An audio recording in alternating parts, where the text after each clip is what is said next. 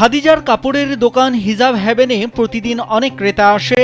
তারা নিজেদের পছন্দ মতো হিজাব সহ বোরখা দরদাম করে কেনেন। দামে বনিবনা না হলে ক্রেতারা অন্য দোকানে যান। এটাই নিয়মিত দৃশ্য তার দোকানের। এবার সেই দোকানে ঘটেছে ব্যতিক্রম ঘটনা। দোকানে এক লোক লাঠি হাতে ঢুকে খাদিজাকে মারধর করেন।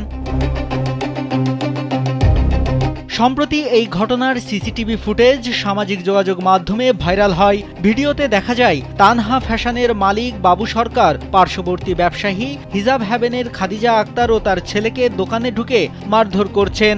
এরপর তাকে সবাই বাধা দেয়। তো কাস্টমার আমার এখানে থাকা অবস্থায় ভিতর থেকে লাঠি নিচ্ছে। লাঠি নিয়ে পরে আসা আমারে আর আমার দোকানে সেলসম্যানের আঘাত করছে। আমার ছেলেরে ধরছে, সেলসম্যানেরে ধরছে, তারপরে আবার আমারে ধরছে। আমার চুল টুল খুললা, মাথা কাপড় টাপড় খুললা, হিজাব টিজাব খুললা, আড়াই বড়ি স্বর্ণের একটা চেন ছিল আর নাকে একটা নাক ফুলা ছিল, নিয়ে গেছে আর আমার কাপড় ছিঁড়ে ফেলছে।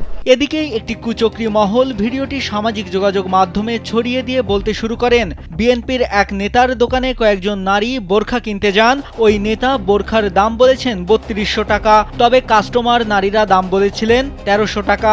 এতে ওই নেতা রেগে গিয়ে তাদের উপর হামলা শুরু করে দেন। এ সময় বলেন ওরা জামায়াতে ইসলামের মহিলা কর্মী, ক্ষমতা পাবার আগেই বিএনপি ট্রেলার দেখাচ্ছে।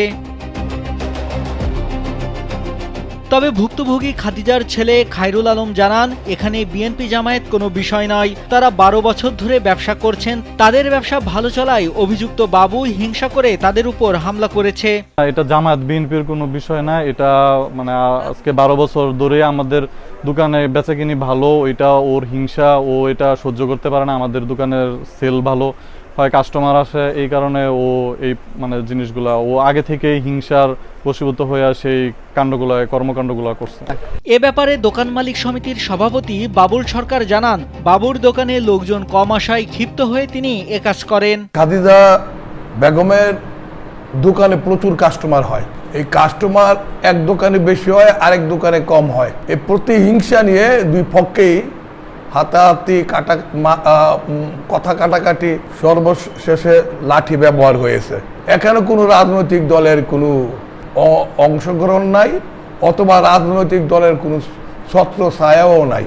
১৯ অক্টোবর নরসিংদীর বড়বাজার এলাকায় এ ঘটনা ঘটে। তবে ঘটনাটির সিসিটিভি ফুটেজ ছড়িয়ে দিয়ে একটি কুচক্রী মহল বিএনপি ও জামায়াতের বিরুদ্ধে অপপ্রচার চালাচ্ছে, তা দুঃখজনক বলে জানান স্থানীয়রা।